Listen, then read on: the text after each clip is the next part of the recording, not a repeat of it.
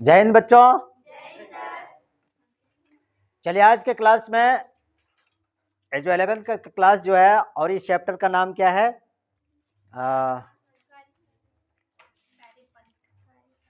बताओ चैप्टर का नाम जो कार्यपालिका है। और इस चैप्टर के नाम में जो कार्यपालिका है, इस चैप्टर के अंतर्गत आज का जो टॉपिक जो बताना है, तो आज के टॉपिक में मैं आप सबों को बताने जा रहा हूं प्रधानमंत्री और मंत्री परिषद। ये दो चीज है। क्या क्या है? प्रधानमंत्री और मंत्री परिषद। ठीक है, आइए आज दोनों के बारे में जानते हैं कि आखिर प्रधानमंत्री और मंत्री परिषद होता क्या है। प्रधानमंत्री के बारे में सब लोग तो सुने होंगे। देश का प्रधानमंत्री होता है कि राज्य में भी प्रधानमंत्री होता है? देश में प्रधानमंत्री होता है और राज्य में मुख्यमंत्री होते हैं, है ना? होता है। ये दोनों चीजों के बारे में आपने सुना है, लेकिन क्या मंत्री परिषद के बारे में सुना है? बताइए। मंत्री परिषद के बारे में आप लोग नहीं सुने हैं। चलिए कोई बात नहीं है। तो देश के प्रधानमंत्री और प्रधानमंत्री के जो मंत्री परिषद होता है, इन दोनों के बारे में आज आप लोगों को हम बताने जा रहे हैं। ध्यान से समझिएगा, कोई इधर उधर नहीं रहे। ए लड़की, करने लगे कि नौटंकी क्या कर रही थी? चलिए आइए अंत हैं सबसे पहले प्रधानमंत्री के बारे में। प्रधानमंत्री में के बारे में जानने के पहले मैं आपको बता देता हूं कि आखिर जो देश के जो प्रधानमंत्री जो होता है, वो सबसे पावरफुल व्यक्ति होता है। और देश की राजनीति में, खास करके हमारे देश की राजनीति में, जब तक प्रधानमंत्री की चर्चा नहीं होगी तो फिर राजनीतिक चर्चा करना बेईमानी हो सकती है। प्रधानमंत्री की चर्चा तो होगी ही, समझ रहे बात को? खैर, प्रधानमंत्री कैसे बनता है, कौन लोग चुनते हैं, इन तमाम तरह की चीजों के बारे में हम जानना हम आपको अभी बताएंगे।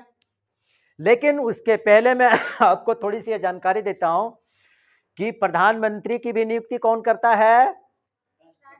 राष्ट्रपति। देश के जो प्रेसिडेंट जो होते हैं, देश के जो राष्ट्रपति होते हैं, वही राष्ट्रपति क्या करता है? प्रधानमंत्री की नियुक्ति करता है। समझ रहे बात को? वोट हम लोग देते हैं। वोट कौन लोग देता है? आम जनता लोग वोट देता है। और नियुक्ति कौन करता है? देश का राष्ट्रपति। मैं एक ट्रिक बता देता हूं कि भारत में जितने भी बड़े बड़े जितने भी सारे पद हैं, चाहे वह राष्ट्रपति की, चाहे वह उपराष्ट्रपति की नियुक्ति हो, या तो फिर सर्वोच्च न्यायालय के मुख्य न्यायाधीश की नियुक्ति हो, किसी भी राज्यों में राज्यपाल की नियुक्ति हो, किसी भी देशों में अगर एम्बेसडर की नियुक्ति करनी हो, तो जितने भी ये सारे नियुक्ति जहां से आएगी तो उसको समझ लेना कि वो राष्ट्रपति के द्वारा किया जाता है। समझ रहे बात को? राज्य में जितने भी सारे राज्यपाल की जो नियुक्ति होती है, उसकी नियुक्ति कौन करता है? सब राष्ट्रपति करता है। समझ रहे बात को? और प्रधानमंत्री के मंत्री परिषद में जितने भी सारे जो मंत्री परिषद भी होते हैं, मंत्रिमंडल में जितने भी सारे सदस्य होते हैं, तो उसकी भी नियुक्ति कौन करता है? वो राष्ट्रपति ही करता है। राष्ट्रपति उपराष्ट्रपति की नियुक्ति भी करवाता है। राष्ट्रपति सर्वोच्च न्यायालय के मुख्य न्यायाधीश की भी नियुक्ति करता है। तो जितने भी सारे बड़े बड़े जितने भी सारे पद है ना, उन सारे पदों पर नियुक्ति कौन करता है? राष्ट्रपति करता है। इतना ध्यान रखिएगा। तो उसी प्रकार से प्रधानमंत्री की भी नियुक्ति कौन करता है? राष्ट्रपति नियुक्त करता है। समझ रहे बात को? राष्ट्रपति नियुक्त करता है। अब समझिए कि प्रधानमंत्री आखिर बनता कौन है? कौन लोग प्रधानमंत्री बनता है? अभी तक आप लोग ये सोचते होंगे कि प्रधानमंत्री कौन बनता है, तो जान लीजिए, प्रत्येक 5 वर्ष में आम चुनाव होता है ना। प्रत्येक 5 वर्ष में आम चुनाव होता है, चाहे वह राज्यों में हो, चाहे देश का हो, चाहे जो भी हो, लेकिन प्रत्येक 5 वर्ष पर चुनाव होता है। समझ रहे हैं बात को? 2024 में मार्च अप्रैल के महीने में फिर से हमारे देश में आम चुनाव होने जा रहा है, जिसमें हम लोग फिर से नए प्रधानमंत्री की नियुक्ति करें। नए प्रधानमंत्री के लिए फिर से हम लोग क्या करेंगे? मतदान करेंगे। अपने अपने क्षेत्र के सांसद सदस्यों को हम लोग वोट दे करके भेजेंगे। समझ रहे बात को? तो इस प्रकार से जब प्रधानमंत्री की नियुक्ति भी जब राष्ट्रपति करता है, ठीक है, ये तो बात सही है, लेकिन एक बात हमको अब यहां पर बताना है कि भारत के प्रधानमंत्री आखिर बनता कौन है? समझ रहे बात को? भारत का प्रधानमंत्री कौन बनता है? तो भारत का प्रधानमंत्री कौन बनता है? संसद। संसद का नाम सुने होंगे, संसद, जिसको इंग्लिश में बोलते हैं पार्लियामेंट। तो संसद में जिस पार्टी को, संसद में जिस पार्टी को या लोकसभा में जिस पार्टी को बहुमत प्राप्त होता है, समझ रहे हैं, संसद में या लोकसभा में जिस पार्टी को बहुमत प्राप्त होता है तो उसी में ही बहुमत प्राप्त दल के एक नेता को प्रधानमंत्री नियुक्त किया जाता है, प्रधानमंत्री चुन लिया जाता है। अब जैसे समझिए, यहां पर हमने संसद का, यहां पर मैंने एक छोटा सा स्थान को दिया, जैसे मान लेते हैं कि ये संसद है। संसद में, संसद के कितने, मतलब प्रत्येक 5 सालों में कितने संसद सदस्य प्रत्येक 5 साल में चुने जाते हैं? कितने? अच्छा, एक बात बताओ कि संसद के कितने सदस्य होते हैं? 552 होता है ना जी, 552, ठीक है, 552, समझ रहे हो बात को? ये 552 जो सांसद सदस्य जो होते हैं, अब 552 में जिस पार्टी को आधे से अधिक सीट मिल जाएगा, 552 का आधा कितना होगा? 552 का आधा कितना होगा? जब आदमी हो जाए 200 कितना? गजब लड़का है तुम लोग यार, गजब लड़का।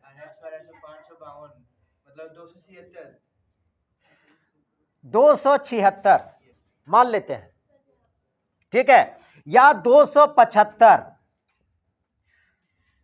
सीट जिस राजनीतिक पार्टी को मिल जाएगा। अब ये 275 या 276 में से, 275 या 76 में से जो भी सांसद सदस्य हैं, इन्हीं सांसद सदस्यों में से किसी एक को प्रधानमंत्री, इसी में से, इसी दल में से किसी एक को प्रधानमंत्री के रूप में चुन लिया जाएगा। अब इसमें सहमति से होता है कि 275 या 76 सीटें आई किसी राजनीतिक दल को। अब इसमें से ये 275 और 76 लोग ही निर्णय करेगा कि हम प्रधानमंत्री किसको बनाना चाहते हैं। अब जिसको लोग बनाना चाहता है तो राष्ट्रपति उसको क्या कर देता है? उसको शपथ दिलवा देता है, तो उसको नियुक्ति कर देता है। बात ये समझ में आ गई? ये जितने भी सारे जो सांसद सदस्य होते हैं, सांसद सदस्य को कौन वोट लग देता है? आम जनता लोग, हम लोग वोट दे करके सांसद सदस्य को चुनते हैं, लोकसभा का सदस्य बनता है। समझ रहे बात को?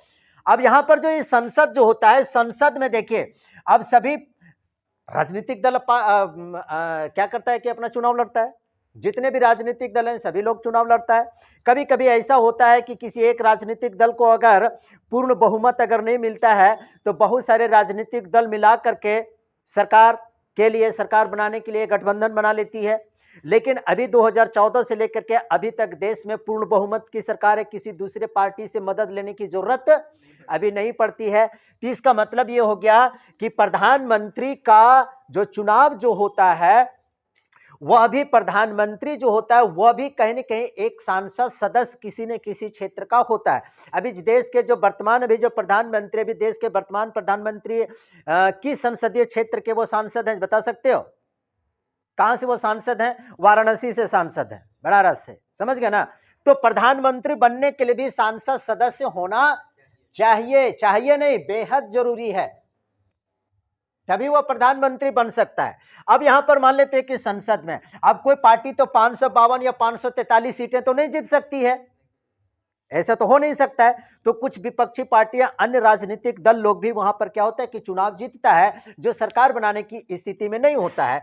लेकिन कहने का मतलब यहां पर होता है क्या है कि सत्ता पक्ष और विपक्ष संसद में दोनों लोग बैठते हैं। सत्ता पक्ष के सांसद सदस्य लोग भी बैठते हैं और विपक्ष के लोग भी संसद में बैठते हैं। सत्ता पक्ष का मतलब क्या हो गया? सत्ता पक्ष का मतलब हो गया कि जिस पार्टी के हाथ में शासन चलाने की, सरकार चलाने की पावर है, उसको कहेंगे सत्ता पक्ष का दल।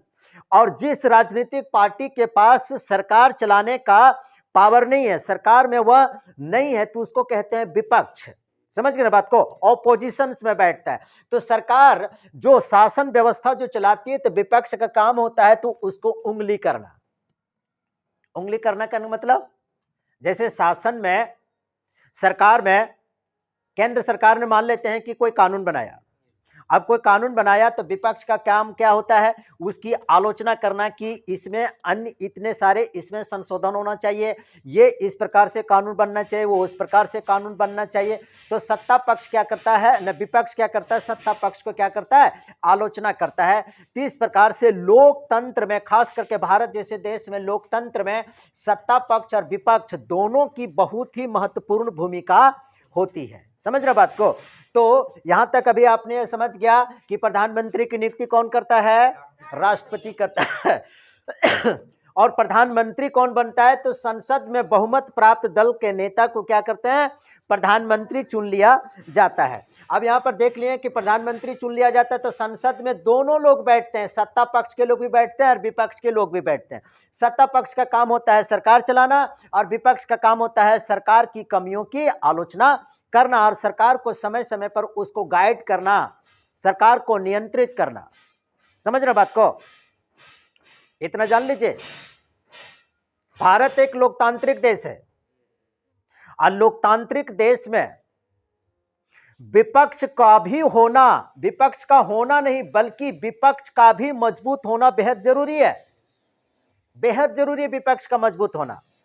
अन्यथा सत्ता पक्ष वाला क्या हो जाता है जानते हो, जिसके हाथ में पावर होता है, अन्यथा सत्ता पक्ष वाला वो मतवाला हाथी बन जाता है, मतवाला हाथी।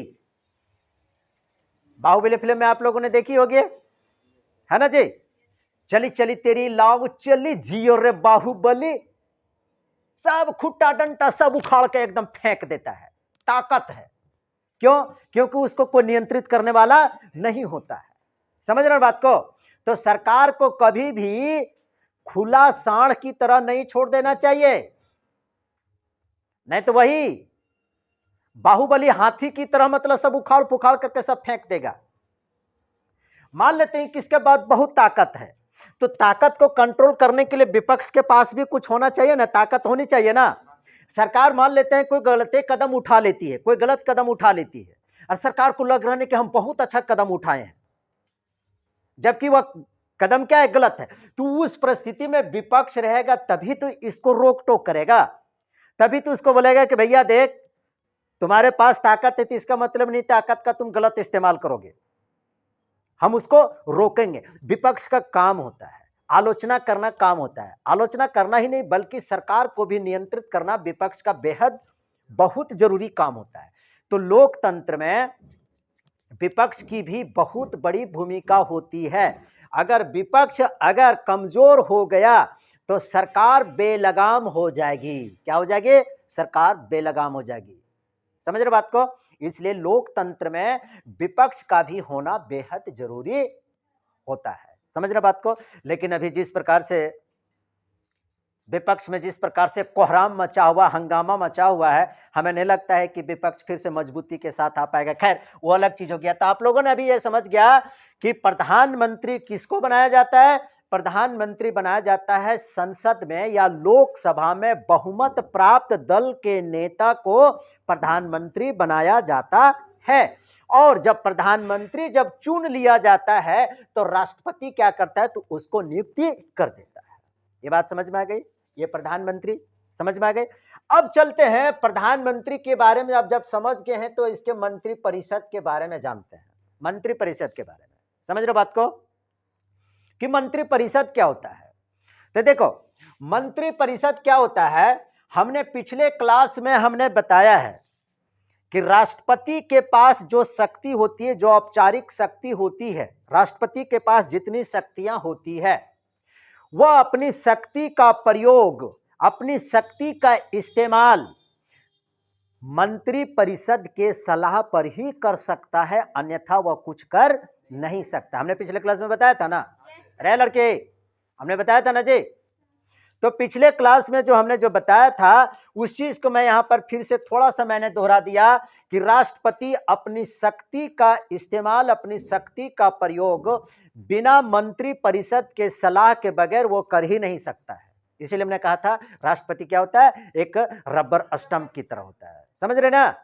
क्या जिस प्रकार से आप लोगों के पास लिपस्टिक होती है, जब मन करता है चौक जाएंगे तो भी, चौराहे जाएंगे तो भी, कहीं हल्का सा कोनो भी दूगो कपड़ा भी अगर खरीदने के लिए जाना है, उसके बावजूद भी तुरंत फट से उठाती है और मार लेती है, ऐसे ऐसे मार लेती है ना। उसी प्रकार से राष्ट्रपति है, उसी प्रकार से राष्ट्रपति है, बस उठाओ रबड़ और मार दो स्टंप, फट से हो गया। आइए जानते हैं मंत्री परिषद के बारे में। मंत्री परिषद सुनिए, राष्ट्रपति के पास जो भी शक्ति होती है, हमने अभी तुरंत हमने बताया कि राष्ट्रपति अपनी शक्ति का प्रयोग किसकी मदद से, किसकी सहायता से करता है?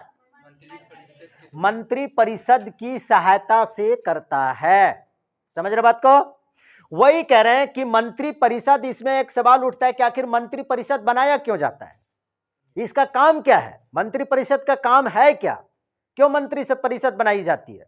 तो मंत्री परिषद का निर्माण इसलिए किया जाता है कि राष्ट्रपति जो भी कार्य करेगा, राष्ट्रपति जो भी शक्ति का इस्तेमाल जो करेगा, तो राष्ट्रपति को सहायता देने के लिए और राष्ट्रपति को सलाह देने के लिए मंत्री परिषद का निर्माण किया गया है। बात समझ में आ गई कि मंत्री परिषद का निर्माण किस लिए किया गया है? कि राष्ट्रपति जो अपनी शक्ति का जो इस्तेमाल जो करेगा, वह शक्ति का इस्तेमाल किसकी सहायता से, किसकी मदद से करेगा?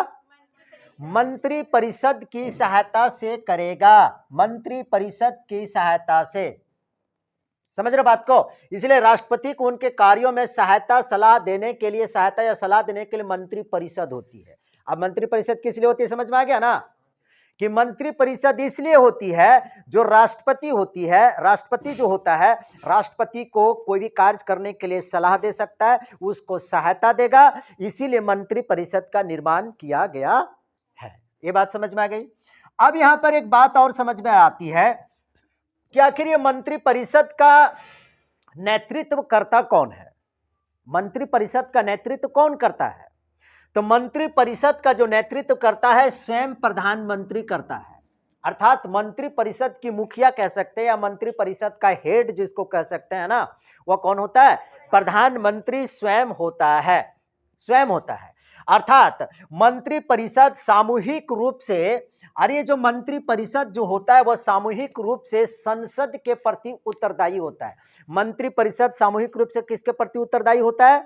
संसद के प्रति उत्तरदायी होता है, क्योंकि मंत्री परिषद में वही लोग शामिल हो सकता है, मंत्री परिषद में वही लोग शामिल हो सकता है जो सांसद सदस्य होगा।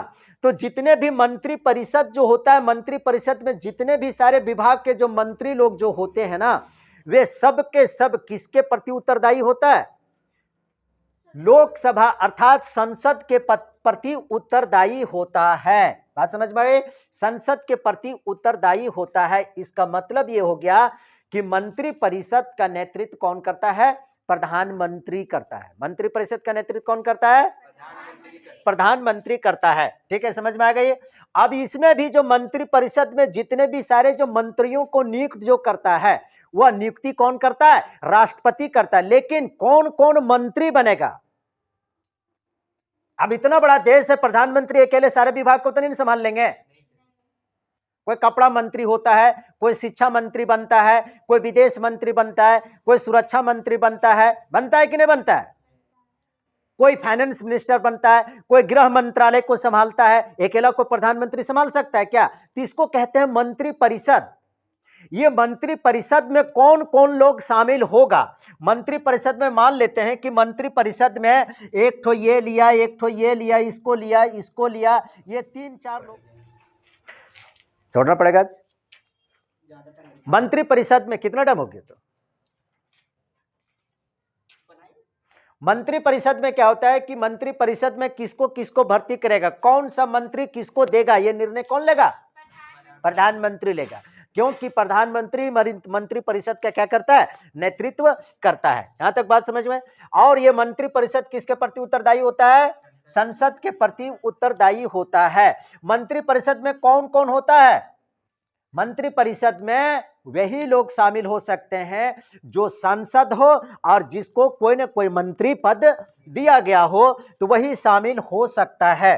मंत्री परिषद ही राज्य में शासन का संचालन करता है। यहां पर राज्य का मतलब देख लिए, राज्य का मतलब यहां पर देश हो रहा है। जितने भी विभाग जितने भी सारे जो मंत्री लोग जो होते हैं ना, वे सब क्या करता है, राज्य के शासन का संचालन में सबसे बड़ी भूमिका निभाता है। कौन?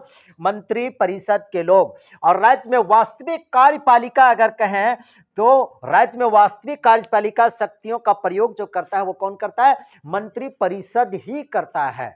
इस तरह से आप लोग यह समझ गए इस बात को कि भारत में प्रधानमंत्री कैसे बनता है और मंत्री परिषद कैसे होता है। इसका मतलब ये हो गया, प्रधानमंत्री जो होता है वह देश का मुखिया होता है। अब अकेले मुखिया तो नहीं पूरे देश को संभाल सकता। जैसे पंचायत में पूरे पंचायत के एक मुखिया होता है ना जी, और प्रत्येक गांव में टोला में एक एक वार्ड होता है कि नहीं होता है, जो अपने अपने वार्ड को, छोटी छोटी जनसंख्या को, छोटे छोटे क्षेत्र को वह नेतृत्व करता है, संभालता है। उसी प्रकार से प्रधानमंत्री देश का मुखिया तो होता है, प्रधान तो होता है, लेकिन विभिन्न विभागों के क्या होता है, मंत्री लोगों को भी नियुक्त करता है, जिसको कहते हैं मंत्री परिषद। और मंत्री परिषद खास करके इसलिए बना जाता है ताकि राष्ट्रपति अपनी शक्ति का प्रयोग किसके आधार पर करे? मंत्री परिषद की सलाह और उसकी सहायता करने के लिए ही किया जाता है। इसीलिए मंत्री परिषद का निर्माण किया जाता है। बात समझ में आ गई? चलिए ठीक है, आज इस चैप्टर को हमने बता दिया। कट करो।